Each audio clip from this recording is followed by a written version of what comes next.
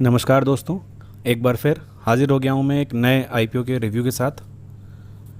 आज हम जिस सेक्टर के बारे में बात करने वाले हैं वो सेक्टर रिसेंटली थोड़ा ट्रबल में चल रहा है, थोड़ी परेशानी में चल रहा है, क्योंकि कोविड की वजह से काफ़ी सारे सेक्टर्स को कुछ नुकसान हुआ है। जी हाँ, आप बिल्कुल सही समझ रहे हैं, मैं बात कर रहा हूँ ऑटोमोबाइल सेक्टर के बारे में।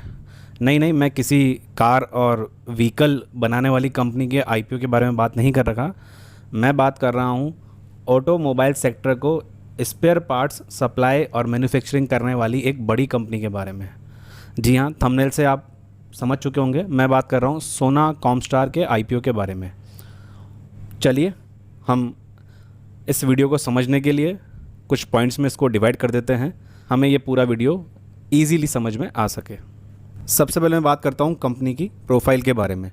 सोना कॉमस्टार इंडिया की one of the leading automotive company में से एक है। इसका इनकॉर्पोरेशन 1995 में हुआ था।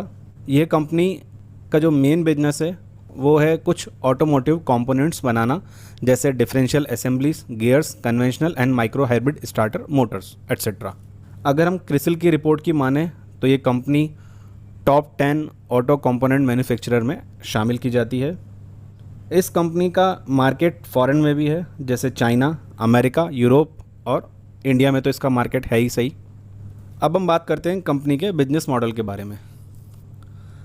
कंपनी की प्रोफाइल में मैंने आपको बताया है कि कंपनी ऑटोमोटिव के कई प्रोडक्ट्स की डिज़ाइन, मैन्युफैक्चरिंग और सप्लाई करने का काम करती है, जिसमें असेंबलीज, डिफरेंशियल गियर्स, कन्वेंशनल और माइक्रो हाइब्रिड स्टार्टर मोटर्स और बैटरी इलेक्ट्रिक व्हीकल्स जैसे कई प्रोडक्ट्स इसके पोर्टफोलियो में शामिल हैं। कंपनी ने पिछले कुछ सालों में ग्लोबल मार्केट में अपनी प्रेजेंस बढ़ाई है। एक रिपोर्ट की माने तो कंपनी ने बैटरी इलेक्ट्रिक व्हीकल में 8.7%, डिफरेंशियल बेवल गियर्स में 5% और स्टार्टर मोटर्स में 3% का मार्केट शेयर गेन किया है। कंपनी के एट प्रेजेंट 9 से भी ज़्यादा मैन्युफैक्चरिंग और असेंबली यूनिट्स हैं, जिसमें से 6 यूनिट इंडिया में हैं। कंपनी ने FY21 में 1116 करोड़ रुपए का रेवेन्यू गेन किया है, जिसमें से 25% रेवेन्यू इंडिया के मार्केट से किया है और remaining 75% revenue north America, Europe और चाइना जैसे मार्केट से गेन किया है। कंपनी के अपने बिजनेस में सभी तरह के व्हीकल्स, चाहे वो पैसेंजर हों, चाहे कमर्शियल व्हीकल हों या इलेक्ट्रिक व्हीकल हो, उनके सभी तरह के spare parts, assembly, manufacturing, design, supply करने का काम करती है।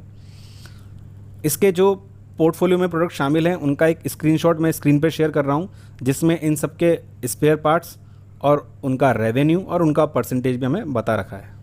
क्रिसिल की एक रिपोर्ट के अनुसार सोना कॉमस्टार ग्लोबली ऑटो पार्ट्स बनाने वाली सबसे लार्जेस्ट कंपनी है। अब हम बात करते हैं कंपनी की स्ट्रेंथ के बारे में। कंपनी की सबसे बड़ी स्ट्रेंथ ये है कि कंपनी की इंडिया के साथ साथ ग्लोबल मार्केट में भी प्रेजेंस है। कंपनी के पास रिसर्च एंड डेवलपमेंट की फैसिलिटीज़ अवेलेबल हैं। कंपनी का फाइनेंशियल ट्रैक रिकॉर्ड काफ़ी अच्छा है। कंपनी के पास जो प्रोडक्ट हैं उनका पोर्टफोलियो काफ़ी बेहतर है।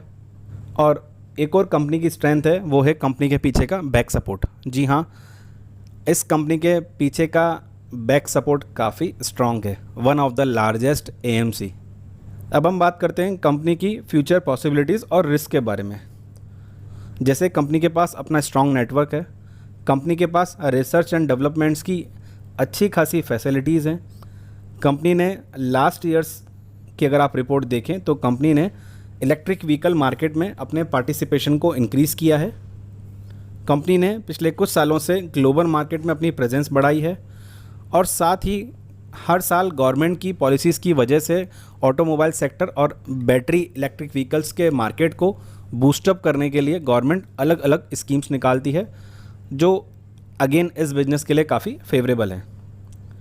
कंपनी की कुछ रिस्क भी हैं।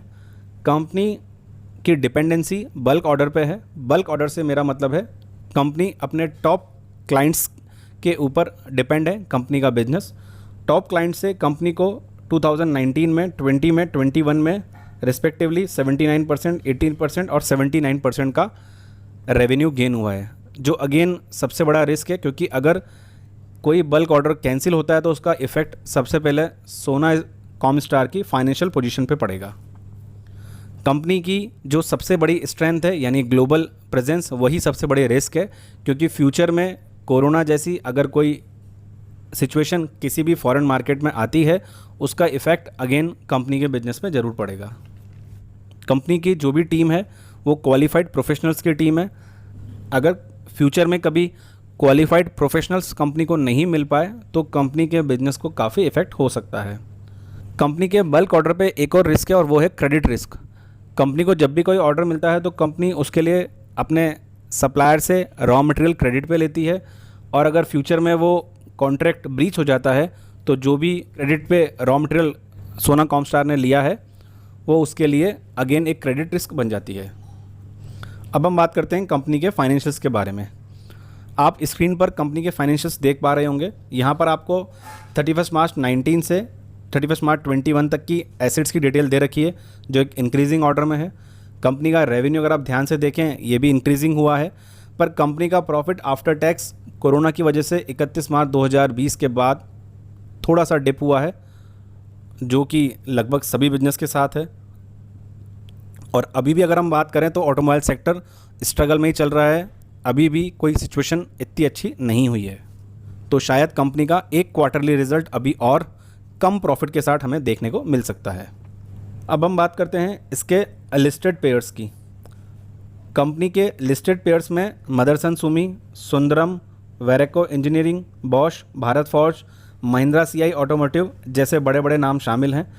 इन सब के पीई काफ़ी हाईएस्ट लेवल पर ट्रेड कर रखे हैं, शायद इसलिए कॉमस्टार का पीई भी ज़्यादा है और इसका जो प्राइस है वो थोड़ा सा ओवर वैल्यूड है।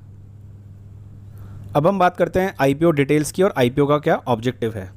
लगभग सभी आईपीओ का एक ही ऑब्जेक्टिव होता है कि कंपनी को अपने या तो बोरोइंग्स को रीपे करना होता है या फिर कॉरपोरेट पर्पस के जो एक्सपेंसेस हैं उनको मीट आउट करना होता है। यहाँ पर भी कंपनी का यही एक पर्पस है, कंपनी अपने डेट को रीपे करना चाहती है। पिछले 3 सालों की डेट की पोजीशन कंपनी की आपको बता रखी होगी, जो अगेन एक कंपनी के लिए रिस्क फैक्टर है, क्योंकि कंपनी का डेट कंटिन्यू बेसिस पर हर साल इंक्रीज़ हो रहा है। शायद इसी डेट को पूरा करने के लिए कंपनी को आईपीओ लाना पड़ रहा है। कंपनी का आईपीओ 14 जून को ओपन होगा और 16 जून को ये क्लोज़ हो जाएगा। फेस वैल्यू 10 रुपये पर इक्विटी शेयर है। आईपीओ का प्राइस बैंड 285 से 291 पर इक्विटी शेयर है। हमें हाईएस्ट वैल्यू पे ही अपना आईपीओ लगाना है। एक लॉट में 51 शेयर्स शामिल हैं और इसका इशू का साइज़ 5,550 करोड़ है, जिसमें से 300 करोड़ का फ्रेश इशू है, बाकी सभी ऑफर फॉर सेल है 5,250 करोड़। कंपनी के पीछे जो सबसे लार्जेस्ट एएमसी है उसका नाम तो शामिल है ही सही, साथ ही कंपनी के पीछे संजय कपूर जो इसके प्रमोटर हैं उनका नाम भी शामिल है। तो इस तरह इस आईपीओ में आपके पास थोड़ी बहुत गुंजाइश है। यहाँ पर अगर आप लिस्टिंग गेन की बात करें तो आपको लगभग 15 से 20% के आसपास का लिस्टिंग गेन मिल सकता है। जैसी अभी मार्केट की सिचुएशन चल रही है इसलिए आपको इतना गेन ईजिली मिल सकता है। बाकी इसके लिए अगर कोई अपडेट आएगा तो मैं उसके लिए ज़रूर एक वीडियो बना दूंगा। मिलता हूँ आपसे अगली बार एक नए वीडियो में। नमस्कार।